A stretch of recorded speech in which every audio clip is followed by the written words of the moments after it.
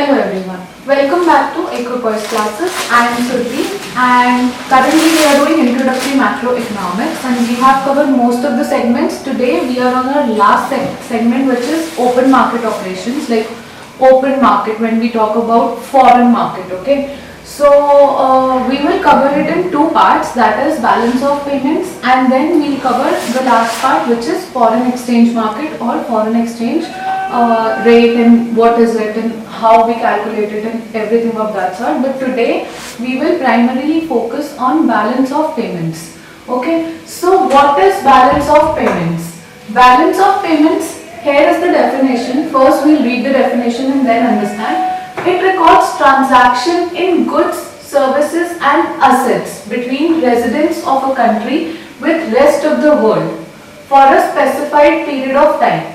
Okay, so what are we reading here? Like it basically records transactions. Transaction आपका हमारी country का दूसरी country से किस फॉर्म में हो सकता है? या तो हम गुड्स दे सकते हैं, ले सकते हैं, या फिर सर्विसेज प्रोवाइड कर सकते हैं, या फिर एसेट्स ले सकते हैं। मे बी हम दूसरी कंट्री में कोई एसेट परचेज करना चाहते हैं या फॉरेनर्स हमारी कंट्री में कुछ लेना चाहते हैं। तो between residents of a country with rest of the world for a specified period of time, mostly हम लोग ईयर लेते हैं यूनिट टाइम का। तो ये जो भी ट्रांजैक्शंस होती है ना, ये हम जो भी फॉरेन वर्ल्ड के साथ कर रहे हैं, रेस्ट ऑफ द वर्ल्ड के साथ, या वो लोग जो हमारे साथ कर रहे हैं, तो हम लोग इनको कहीं रिकॉर्ड करते हैं और जहाँ पे भी हम रिकॉर्ड करते हैं उस रिकॉर्ड को कहते हैं बैलेंस ऑफ पेमेंट। ठीक है, अब बैलेंस ऑफ पेमेंट को आप एक अकाउंट, एक्चुअल वाले अकाउंट बुक की तरह लो, जहाँ पे आप एक साइड अपना डेबिट लिखते हो, एक साइड आप क्रेडिट लिखते हो। अकाउंट्स जिन्होंने पढ़ी है उनको पता होगा, नहीं पता तो मैं बता देती हूँ। हम यहाँ पे डेबिट क्रेडिट फॉरेन एक्सचेंज के टर्म्स में बात कर रहे हैं। आपके पास एक बैग है जिसमें डॉलर पड़े भर के, ठीक है, तो अब वो डॉलर पड़ा है, तो आपने किसी से बाहर की कंट्री में कोई गुड मंगाया, तो आपको उनके टर्म्स में पेमेंट दी। आपने बाहर यूएस से कुछ मंगाया तो आप उन्हें डॉलर दोगे, तो आपने अपने इस डॉलर वाले बैग से कुछ डॉलर निकाले और दे दिए। तो जो चीज हमने दे दी उसको हम डेबिट में लिख देते हैं। डेबिट मतलब जो गया, ओके, एंड क्रेडिट मतलब जो आया। आपने बाहर की कंट्री में, आपने यूएस में अपना बनाया हुआ कोई गुड भेजा है, तो जब आपने अपना बनाया हुआ कोई गुड उन्हें भेजा तो क्या हुआ, उन्होंने रिटर्न में आपको पेमेंट की।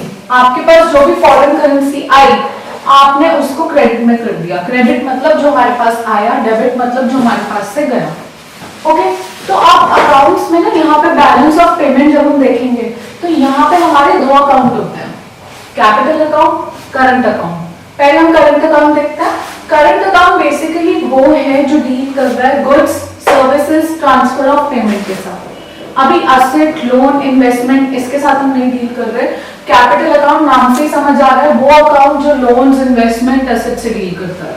ओके, तो वो पार्ट हम थोड़ी देर में देखेंगे। करंट अकाउंट में अभी हम देखते हैं जो ट्रेड हम गुड्स में करते हैं, स्पेसिफिकली गुड्स की बात करते हैं कि बाहर से आपने कोई भी चीज मंगाई या बाहर आपने कोई भी चीज भेजी, बाहर मतलब किसी भी कंट्री में, ठीक है, तो वो हो जाता है आपका trade in goods. And trade in goods में क्या होता है, एक्सपोर्ट ऑफ गुड्स, यानी जो आपने अपनी कंट्री में बनाया और बाहर भेजा, या फिर होता है आपका इंपोर्ट ऑफ गुड्स, यानी जो आप बाहर की कंट्री में बना है और आपने अपनी कंट्री में मंगाया, इंपोर्ट कराया, और ये होता है एक्सपोर्ट। ठीक है, जब आपके एक्सपोर्ट ज्यादा होते हैं इसका मतलब आपने अपनी कंट्री में बना के बाहर बेचा, तो वो ज्यादा बेचा, यानी उन्होंने पलट के आपको पेमेंट की। इन रिटर्न आप अपनी कंट्री में कुछ भी बना रहे हैं। हम लेते हैं एक केस लेते हैं, आपका एनसीईआरटी में भी बोला है कि आपका, हम लोग अज्यूम कर रहे हैं कि सिर्फ यूएस और इंडिया है अभी, और कोई कंट्री की बात नहीं हो रही, हम यूएस और इंडिया की टर्म्स में बात करते हैं, जहां पे इंडिया की करेंसी रुपी है और यूएस की डॉलर है। ओके, तो हम लोग अभी सिर्फ इन दो की बात करेंगे। तो क्या हो रहा है यहाँ पे, एक्सपोर्ट मतलब हम इंडिया में हैं, तो इंडियन गुड्स बना के यूएस में एक्सपोर्ट कर रहे हैं, तो इन रिटर्न यूएस वाले हमें पे कर रहे हैं, तो हमारे पास पैसा ज्यादा आ रहा है। और इंपोर्ट मतलब हम यूएस की गुड्स पे खर्चा कर रहे हैं, तो जब हमारे पास पैसे ज्यादा आ रहे हैं और हम खर्चा कम कर रहे हैं, तो जब हम माइनस करेंगे तो वो होता है बैलेंस ऑफ ट्रेड। ठीक है, पर्टिकुलर जो बैलेंस होता है export of goods minus import of goods होता है बैलेंस ऑफ ट्रेड। ट्रेड अपने आप में बैलेंस ऑफ ट्रेड में हम सर्विसेज नहीं लेते या हम ट्रांसफर पेमेंट नहीं लेते, हम सिर्फ गुड्स की बात कर रहे हैं। ओके, हम सिर्फ गुड्स की बात कर रहे हैं। उसके बाद हम ट्रेड एंड सर्विसेज की जब बात करते हैं, सर्विसेज में ट्रेड कैसे होता है, नेट फैक्टर इनकम होती है, जो आपने बाहर जाके कोई भी सर्विस प्रोवाइड की और आपको उसके बदले फैक्टर पेमेंट मिली। ठीक है, आपके लैंड को या लेबर को कोई भी पेमेंट मिलती है उसको फैक्टर पेमेंट कहते हैं। वो भी किस टाइप की हो सकती है, net income from compensation of employees या नेट इन्वेस्टमेंट इनकम। अगर हमारे लैंड में इंडिया आके यूएस की किसी कंपनी में ने लैंड खरीदा तो उसने लैंड में इन्वेस्टमेंट की, तो वो लैंड हमारा फैक्टर है। ओके, लैंड इंडिया का फैक्टर है, इंडिया में लैंड खरीदा है, तो जो इंडिया के फैक्टर में इन्वेस्ट किया है फॉरेन ने, वो क्या हुई, net investment income, factor payment ही हुई ना। लैंड एक फैक्टर है, फैक्टर को पे किया ना। ऐसे ही आके कोई हमारा इंडियन है जो यूएस की कंपनी में काम कर रहा है, तो उन्होंने उनको जब सैलरी दी तो हमारे लेबर को हमारे फैक्टर को पे किया, तो वो आता है net income from compensation of employees. दोनों फैक्टर इनकम का पार्ट हो जाता है। ओके, फिर हम यहाँ पे देखते हैं नेट नॉन फैक्टर इनकम। एक हो गई फैक्टर इनकम जो लैंड, लेबर, कैपिटल इन लोगों को मिल रही है। अब नॉन फैक्टर इनकम भी होती है जैसे shipping, banking, insurance, tourism, software services. ये जो सारी होती हैं सर्विसेज टेक्नोलॉजी रिलेटेड या जो भी फैक्टर से डायरेक्टली रिलेटेड नहीं है, जैसे लैंड है आपका फैक्टर है और लेबर है आपका फैक्टर है, कैपिटल है, जो चीज इनके रिटर्न में हमें मिलती है, पेमेंट जो मिलती है वो फैक्टर पेमेंट होती है, फैक्टर इनकम होती है। लेकिन जहां फैक्टर इन्वॉल्व नहीं है उन चीजों में भी तो पेमेंट मिलती है हमें, हम और भी तो सर्विस प्रोवाइड करते हैं, सिर्फ फैक्टर्स तो नहीं देते। तो शिपिंग है, शिपिंग प्रोवाइड कर रहे हैं, बैंकिंग सर्विसेज प्रोवाइड कर रहे हैं, इनके रिटर्न में जो इनकम आ रही है वो है non factor income. Trade and services में आ गया आपका net factor income, net non factor income. ठीक है, ट्रांसफर पेमेंट क्या हो गया आपका, वही जो मैंने आपको नेशनल इनकम अकाउंटिंग करते हुए समझाया था कि ट्रांसफर पेमेंट क्या होता है आपका, जिसके बदले आप कोई सर्विस या कुछ भी प्रोवाइड नहीं कर रहे, वो फिर भी आपको मिल रहा है। जैसे किसी ने बैठे बैठे आपको कोई गिफ्ट दे दिया, तो उसके बदले आपने कोई काम नहीं किया, कोई एफर्ट नहीं किया या कुछ ऐसा नहीं किया कि जिसके बदले आपको कुछ मिले, बट वो आपको मिल गया बैठे बैठे। जैसे गिफ्ट हो गया, रेमिटेंसेस हो गए, ग्रांट हो गए, बाहर आपके कोई आप में भी एजेड है और बाहर आपके बच्चे बैठे हैं, तो बाहर की कंट्री से वो जो भी कमा रहे हैं उनमें से वो आपको थोड़ा थोड़ा भेज रहा है, तो वो भी एक तरह का रेमिटेंस हो गया। ओके, तो ये हो जाता है ट्रांसफर पेमेंट। तो बैलेंस ऑफ ट्रेड हमने देखा जो सिर्फ ट्रेड एंड गुड्स में होता है, लेकिन ट्रेड एंड सर्विसेज और ट्रांसफर पेमेंट ये क्या होता है, ये विजिबल नहीं होते। सर्विसेज विजिबल है, मतलब क्या आप टैंजिबल है, टच कर सकते हैं।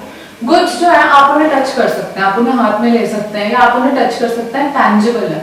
इनटैंजिबल जिनको आप टच नहीं कर सकते, तो जो सर्विसेज है, कोई डॉक्टर की सर्विस या टीचर की सर्विस, सर्विस को तो आप टच नहीं कर सकते। ऐसे ही ट्रांसफर पेमेंट है, ये भी आपको मिल गई, आपने इसके बदले कुछ नहीं किया, तो ये सारी आ जाती है, इसको कहते हैं इनविजिबल्स।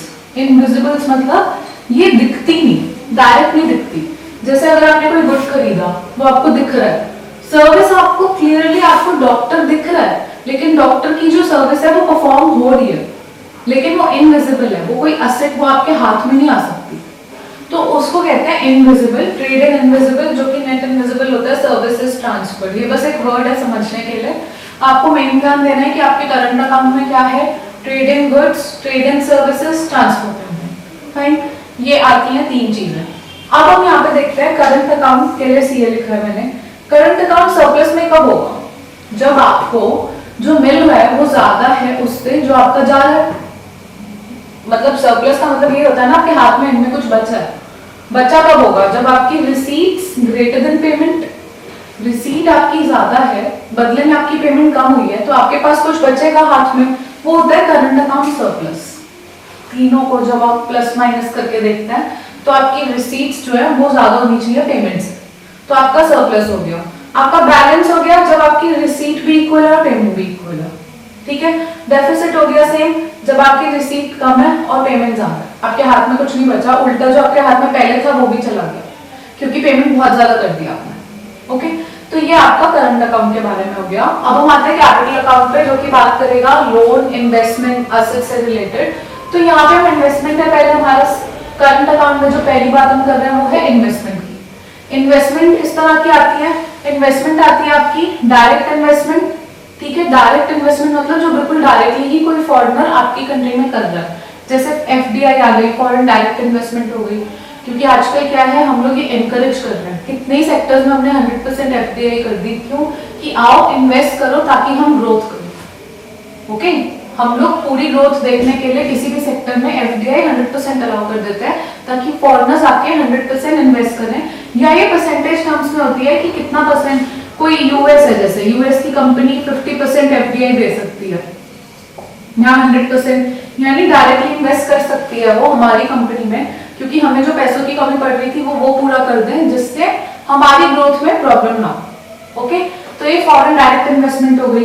इक्विटी कैपिटल, री-इन्वेस्टेड अर्निंग्स या other direct capital flow. Basically direct investment में जो डायरेक्ट कैपिटल या डायरेक्टली इन्वेस्टमेंट हो रही है, वर्ड डायरेक्ट अपने आप में काफी इनफ है, इसको कुछ इसीलिए डिटेल में एक्सप्लेन करने की जरूरत नहीं है। कोई भी फॉरेन कंपनी जो आपके कंट्री में डायरेक्टली इन्वेस्ट कर रही है वो होता है आपका डायरेक्ट इन्वेस्टमेंट। सिंपल है, किसी भी फॉर्म में कर रही हो, चाहे डायरेक्ट कैपिटल ही फ्लो क्यों ना हो। ओके, उसके बाद आपका आ जाता है पोर्टफोलियो इन्वेस्टमेंट।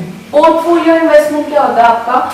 जैसे कोई भी एक इंसान अपना पोर्टफोलियो रखता है, पोर्टफोलियो में आप लोग जब इन्वेस्टमेंट करने जाते हैं या देखते हैं तो उसमें क्या होता है, डिफरेंट डिफरेंट एसेट्स का कॉम्बिनेशन होता है। जैसे आपने कहा कि डायरेक्ट अगर मैं सिर्फ एक ही चीज रखूंगा तो क्या होगा कि अगर उसमें लॉस हुआ तो पूरा ही लॉस में जाऊंगा, प्रॉफिट हुआ तो ठीक है, बट रिस्क बहुत है। तो आप अलग अलग एसेट्स रख रहे हो। पोर्टफोलियो एक तरह का आपका अकाउंट हो गया। आप अज्यूम कर लो आपका अकाउंट है बैंक में, ठीक है, उस अकाउंट में आपने अलग अलग कंपनी के शेयर्स लेके रखे हैं। आपका पोर्टफोलियो जो है कि आपके पास ब्रिटानिया के भी शेयर्स हैं या आपके पास यस बैंक के भी शेयर्स हैं। आपका पोर्टफोलियो कुछ इस तरह है कि किसी में अगर आपको लॉस हो तो ऐसा ना हो कि पूरा अकाउंट ही आपका माइनस में जाए, हो सकता है किसी और में प्रॉफिट हो, कॉम्बिनेशन हो गया। तो पोर्टफोलियो में आपका आ जाता है फॉरेन इंस्टीट्यूशन इन्वेस्टमेंट, एफआईआई या ऑफशोर फंड्स। ये सब क्या होता है ना, ये डिटेल में तो हम नेक्स्ट क्लासेस में करेंगे। पोर्टफोलियो इन्वेस्टमेंट में आपको बस ये समझने की जरूरत है कि बाहर के लोग या कोई भी कंट्री हमारी कंट्री में कैसे इन्वेस्ट कर सकती है।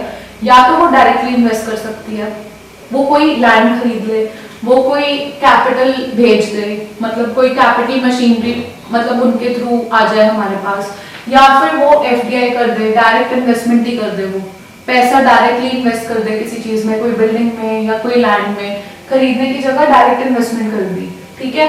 या होती है पोर्टफोलियो इन्वेस्टमेंट, जैसे कोई भी कंपनी के या कोई भी इंडिविजुअल के जो पोर्टफोलियो है, जो अलग अलग एसेट्स है आपके पास, तो किसी एक एसेट में इन्वेस्ट कर दिया, ठीक है, इनडायरेक्ट तरीके से। ये डायरेक्ट हो गया, इनडायरेक्ट हो गया। ओके, फिर आपका आ जाता है एक्सटर्नल बोरोइंग्स। कैपिटल अकाउंट में और क्या, कोई भी अगर कंट्री एक्सटर्नल बोरोइंग कर रही है वो कैपिटल अकाउंट में जाएगी। एक्सटर्नल बोरोइंग हो गया एक्सटर्नल कमर्शियल बोरोइंग या शॉर्ट टर्म डेट। इंडिया के पास कुछ पैसों की कमी पड़ रही है तो इंडिया ने यूएस से पैसे बोरो कर लिए, तो उसको एक्सटर्नल बोरोइंग कह देते हैं हम, या शॉर्ट टर्म डेट कह देते हैं, जो थोड़े से टाइम के लिए। शॉर्ट टर्म अपने आप में ही बता रहा है कि थोड़े से टाइम पीरियड के लिए हमने उनसे उधार ले लिया, डेट हो गया, ठीक है। उसके बाद आ गया आपका एक्सटर्नल असिस्टेंस। एक्सटर्नल असिस्टेंस मतलब गवर्नमेंट एड या इंटर गवर्नमेंटल या मल्टीलेटरल एंड बायलैटरल लोन्स। इसका मतलब क्या है कि हेल्प करने के लिए, ठीक है, कोई भी कंट्री, ये तो हो गया बोरोइंग। एक्सटर्नल बोरोइंग में क्या हुआ कि आपने किसी भी बाहर की कंट्री से उधार ले लिया, लोन ले लिया। लेकिन एक्सटर्नल असिस्टेंस में क्या हो गया, जैसे कोई भी प्रॉब्लम है या कोई डिजास्टर है या कोई भी प्रॉब्लम है दूसरी कंट्री में, तो आपने उनको कुछ पैसे दे दिए। एड मतलब आपने उनकी हेल्प कर दी, गवर्नमेंट एड। जैसे गवर्नमेंट हमारे कहीं भी कोई प्रॉब्लम हो जाए, अर्थक्वेक आ जाए, तो हमारी गवर्नमेंट सबसे पहले जाएगी और उनको हेल्प करेगी कि ये लो हमारी तरफ से एक एड है कि आप थोड़े पैसे ले लो, तो वो किस में आएगा, कैपिटल अकाउंट में आएगा। ऐसे ही दो गवर्नमेंट के बीच में कोई भी या 3-4 गवर्नमेंट के बीच में जो भी लोन्स एक्सचेंज होते हैं, जैसे कोई भी लोन है, बायलैटरल मतलब दो गवर्नमेंट्स के बीच में, दो कंट्री जैसे इंडिया और यूएस हो गया। मल्टीलेटरल मतलब 3-4 गवर्नमेंट हो गई, जापान, ऑस्ट्रेलिया, इंडिया, 3 गवर्नमेंट हो गई, इनके बीच कुछ लोन हो गया, तो वो सब आता है एक्सटर्नल असिस्टेंस में। ठीक है, ये कंपोनेंट्स आपको मतलब ब्रॉड वे में ये समझा रहे हैं कि जो भी करंट अकाउंट में आ रहा है आपका, वो गुड्स, सर्विसेज, ट्रांसफर पेमेंट जो बिना कुछ किए आपको मिल रहा है वो सब आ रहा है। कैपिटल में जो भी असेट और लोन चेंज करता है कंट्री का, वो कैपिटल अकाउंट में जाता है आपके। ठीक है, ये सिंपल टर्म्स में हमको यहाँ पे ये समझना है इतना, इससे ज्यादा अभी डिटेल में जाने की जरूरत नहीं है। उसके बाद हम आते हैं BOP surplus and deficit. BOP हम बैलेंस ऑफ पेमेंट के लिए यूज कर रहे हैं। एट द सेम टाइम आपको अभी तक ये समझ आ गया होगा कि बीओपी के 2 कंपोनेंट्स हैं, current account and capital account. ठीक है, करंट अकाउंट और कैपिटल अकाउंट मिला के जब डेफिसिट या सरप्लस में होता है तो हम इसको बीओपी सरप्लस एंड डेफिसिट कहते हैं। जैसे हम यहाँ पे लेते हैं BOP equilibrium, current account balance, जो बैलेंस बचता है आखिर में, plus capital account and identity is equal to 0। अब ये देख के क्या समझ आता है, ये देख के यहाँ पे क्या समझ आता है, करंट अकाउंट ना, करंट अकाउंट में हमने देखा था यहाँ पे कि करंट अकाउंट सरप्लस कब होगा, बैलेंस कब होगा, डेफिसिट कब होगा। डेफिसिट में हमने देखा कि रिसीट्स जब है, जब वो कम है पेमेंट से, ठीक है, पेमेंट ज़्यादा कर दी, तो यहाँ क्या हुआ, गुड्स, सर्विसेज या ट्रांसफर पेमेंट ज़्यादा हो गई हैं, तो करंट अकाउंट में डेफिसिट आ गया। अब अगर करंट अकाउंट में डेफिसिट है तो वो डेफिसिट हमको कहाँ से पूरा करना चाहिए, अगर यहाँ पे पैसे की कमी पड़ रही है और माइनस में अकाउंट, तो हमें अगर कैपिटल अकाउंट सरप्लस में है तो कैपिटल अकाउंट से पैसा लेके यहाँ का माइनस इक्वल करना चाहिए। बेसिकली कॉम्प्लेक्स अगर लग रहा है तो मैं यहाँ क्लियर समझाती हूँ। ये इक्वेशन देखो, अगर आपका यहाँ पे करंट अकाउंट डेफिसिट में है, करंट अकाउंट में पैसे की कमी है क्योंकि पेमेंट ज़्यादा हो गई है, तो आप कैपिटल अकाउंट से हेल्प लो ताकि आपका जो बैलेंस है वो 0 हो जाए। जब दोनों का बैलेंस ऐड करो, अगर ये माइनस में है तो उतना ही यहाँ पे प्लस कर दो। अगर करंट अकाउंट में -100 है तो कैपिटल अकाउंट से +100 आप ले लो ताकि आपका 0 आ जाए, बैलेंस आ जाए। ठीक है, बीओपी डेफिसिट, अब हमने देखा डेफिसिट मतलब अगर दोनों अकाउंट में पेमेंट ज़्यादा हो रही है, यहाँ पे भी आपने पे ज़्यादा कर दिया है बाहर और आपकी कंट्री में आपको कम मिला है, तो आप क्या कर सकते हो, आपका बीओपी डेफिसिट है। डेफिसिट में क्या होता है, आपका जब प्रॉब्लम हो गई, अब कंट्री में क्या हुआ, हमारी गवर्नमेंट ने देखा कि पेमेंट ज़्यादा हो गई हैं और रिसीट्स हमारे पास कम है, तो अब ना गवर्नमेंट के पास एक मैजिक बॉक्स होता है, आप मैजिक बॉक्स ही समझो या खजाना समझो, जो होता है फॉरेन करेंसी का, उन्होंने ना सेव करा होता है, फॉरेन एक्सचेंज होता है। हमारी कंट्री के पास एक मैजिक बॉक्स होता है जहाँ पे हमने संभाल के रखी होती है फॉरेन करेंसी। तो अब जब डेफिसिट होता है ना बीओपी में, यानी पेमेंट ज़्यादा हो जाती है, तो क्या आरबीआई क्या करता है, वो मैजिक बॉक्स या वो जो उस फॉरेन एक्सचेंज का बॉक्स होता है उसमें से थोड़ी करेंसी निकालता है और यहाँ एडजस्टमेंट दिखा देता है ताकि बीओपी का डेफिसिट कम हो जाए या ख़त्म हो जाए। किससे पूरा करता है, आरबीआई सेल्स फॉरेन एक्सचेंज, इसी को कहते हैं ऑफिशियल रिजर्व सेल, क्योंकि वो ऑफिशियल रिजर्व है गवर्नमेंट का ऑफिशियल रिजर्व है वो फॉरेन करेंसी का, और उसको सेल कर रहे हैं, क्यों, डेफिसिट की वजह से। तो यहाँ से क्या समझ आ रहा है कि जब बीओपी में डेफिसिट है तो रिजर्व कम हो रहे हैं। क्यों कम हो रहे हैं, आपके मैजिक बॉक्स में रिजर्व है, पैसे हैं बहुत सारे, फॉरेन करेंसी है, यूएस की करेंसी है, डॉलर है बहुत सारे। तो अब आपका इंडिया के बीओपी में डेफिसिट आया, तो इंडियन गवर्नमेंट ने वो मैजिक बॉक्स खोला, उससे थोड़े डॉलर निकाले और डेफिसिट पूरा कर दिया। ठीक है, तो यानी इस बॉक्स में से डॉलर निकले तो डॉलर कम हो गए, तो ऑफिशियल रिजर्व था ये, तो ऑफिशियल रिजर्व कम हो गया। तो आपका ऑफिशियल रिजर्व कम होने पे हम क्या समझ रहे हैं, क्यों कम हो रहा है, आपके मैजिक बॉक्स में से पैसा क्यों निकल रहा है, क्योंकि डेफिसिट है। ठीक है, और जब सरप्लस है बीओपी में, अगर हमारे पास पैसे ज़्यादा आ गए कंट्री के पास और पेमेंट उतनी नहीं गई है, यानी हाथ में पैसा बच गया है, तो जो बचा हुआ पैसा है वो भी गवर्नमेंट अपने मैजिक बॉक्स में डाल देगी फॉरेन करेंसी में। तो क्या होगा, आपके मैजिक बॉक्स में डॉलर और आ गए, प्लस हो गए, तो आपका ऑफिशियल रिजर्व जब बढ़ गया इसका मतलब सरप्लस है। ठीक है, बहुत ही सिंपल टर्म्स में। तो अब क्या हुआ, आपका ऑफिशियल रिजर्व सेल जो गवर्नमेंट ने आपका मैजिक बॉक्स खोला, ये क्यों खोला, डेफिसिट या सरप्लस अकोमोडेट करने के लिए। ठीक है, तो उसी को हम कहते हैं अकोमोडेटिंग ट्रांजैक्शन। अकोमोडेटिंग ट्रांजैक्शन क्या हुई, चलो ऑटोनॉमस से स्टार्ट करते हैं। पहले ऑटोनॉमस ट्रांजैक्शन वो होती है जो बेसिकली कोई भी ट्रांजैक्शन हो रही है बीओपी में, लेकिन वो इसलिए नहीं हो रही कि उसको डेफिसिट या सरप्लस दूर करना, इंडिपेंडेंट ऑफ बीओपी। जैसे कोई ट्रांजैक्शन हुई, यहाँ पे हमने एग्जांपल लेते हैं, यहाँ पे एग्जांपल लेते हैं, गिफ्ट आया आपके पास यूएस से इंडिया में, उन्होंने गिफ्ट भेजा, तो उसको बीओपी से कोई मतलब नहीं है, उन्होंने भेजा, हमने बीओपी में लिख लिया यहाँ पे इस सेक्शन के अंदर, ठीक है। ऐसे ही नेट फैक्टर इनकम मिली, तो बीओपी कितना है, डेफिसिट में है, सरप्लस में है, या उसको कमी पूरी करने के लिए नहीं मिली फैक्टर पेमेंट, वो बस मिली और हमने इंडिपेंडेंट ऑफ बीओपी की बीओपी में क्या चल रहा है हमने इस सेक्शन के अंदर लिख ली, ठीक है। लेकिन अब क्या हुआ, हमने जो भी transaction, basically reason autonomous transaction का रीजन होना चाहिए other than to bridge gap in balance of payment, it should be independent of state of BOP, ठीक है। तो क्या हुआ, हमने कोई भी ट्रांजैक्शन की, इसमें हमने इसलिए नहीं की कि हम डेफिसिट या सरप्लस एडजस्ट करें, लेकिन गवर्नमेंट ने जो ऑफिशियल रिजर्व, जो अपना मैजिक बॉक्स खोला डॉलर का, वो क्यों खोला, या तो डेफिसिट दूर करने के लिए खोला, या सरप्लस हुआ था तो सरप्लस का जो पैसा था वो ऐड करने के लिए खोला, तो वो अकोमोडेट करा, क्योंकि जब डेफिसिट है तो गवर्नमेंट ने एंड में अपना ऑफिशियल रिजर्व खोला, तो अकोमोडेट किया।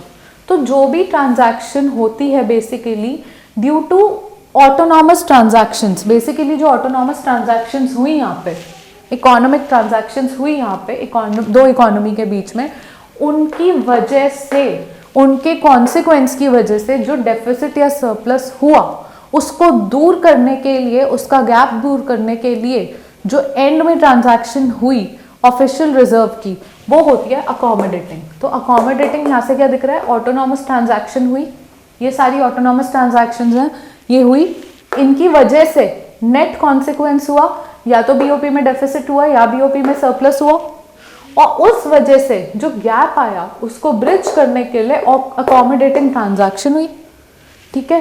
तो ऑफिशियल रिजर्व ट्रांजैक्शन आपकी अकोमोडेटिंग ट्रांजैक्शन है। इन्हीं को यहाँ पे अगर हम देखें तो जब हम यहाँ पे कोई भी आइटम हमने की माइनस माइनस माइनस, यहाँ पे की प्लस प्लस प्लस, फिर हमने एक लाइन ड्रॉ की और इसके बाद हमने एंड में कुछ बैलेंस लिखा, हमारी ना कुछ आ गई यहाँ पे, जैसे आपने डेबिट लिखा जो आपके अकाउंट से पैसे गए, तो आपने यहाँ लिख दिया आपके अकाउंट से एंड में पैसे गए 1000 और आपके अकाउंट में पैसे क्रेडिट कितने हुए टोटल 800, तो अभी भी आपका गैप जो बन रहा है वो है 200, ठीक है। 200 आपने अकोमोडेटिंग ट्रांजैक्शन यहाँ पे लिख दी कि ऑफिशियल रिजर्व से आए आपके 200 बिलो द लाइन, क्योंकि ये बाद में हो रही है एडजस्टमेंट। तो ऑटोनॉमस ट्रांजैक्शंस जो ये सारी है ना, ऑटोनॉमस का मतलब ही होता है इंडिपेंडेंट, तो जो इंडिपेंडेंट ट्रांजैक्शंस आपकी हो रही है वो सारी हो रही है अबव द लाइन, ये लाइन है, तो अबव द लाइन यहाँ जो जो ट्रांजैक्शंस हो रही हैं ये सारी या तो डेबिट में आएंगी या क्रेडिट में आएंगी, ठीक है। तो ये होती है अबव द लाइन ऑटोनॉमस, और उस वजह से जो कॉन्सिक्वेंस होता है कि 200 की कमी पड़ी और उसको जो पूरा करने के लिए हम अकोमोडेट करते हैं ऑफिशियल रिजर्व सेल करके, तो वो होती है अकोमोडेटिंग ट्रांजैक्शन, वो आती है आपकी बिलो द लाइन, ठीक है। तो आपका ऑटोनॉमस ट्रांजैक्शन होता है अबव द लाइन और अकोमोडेटिंग ट्रांजैक्शंस होती हैं बिलो द लाइन, फाइन। तो आपका इस पोर्शन में इतना ही था, बैलेंस ऑफ पेमेंट में ये समझाने के लिए कि आपके करंट अकाउंट में क्या है, कैपिटल अकाउंट है, उसके बाद आपका डेफिसिट है या सरप्लस है और उसको पूरा कैसे करते हैं, अकोमोडेट कैसे करते हैं, इतना सा पूरा ये था। लेकिन आई होप आपको ये समझ आया हो, और कौन से यहाँ पे ना कौन से सेगमेंट में क्या आएगा प्लस माइनस, इसके लिए आपको एक बार बुक जरूर पढ़नी पड़ेगी। आपकी बुक में बहुत अच्छे से हर ट्रांजैक्शन के लिए अलग से टेबल बनाई है, उन्होंने यहाँ पे बोला है जैसे गिफ्ट आया आपके पास, तो जितना आया आपके पास गिफ्ट आए 1000 के और आपके पास से गए 1100 के, तो आपका जो भी बचा बैलेंस बचा वो बैलेंस हर ट्रांजैक्शन के लिए बैलेंस बनाया। थोड़ा कॉम्प्लिकेटेड लग सकता है दिखने में, इसीलिए मैंने वो यहाँ नहीं ड्रॉ किया।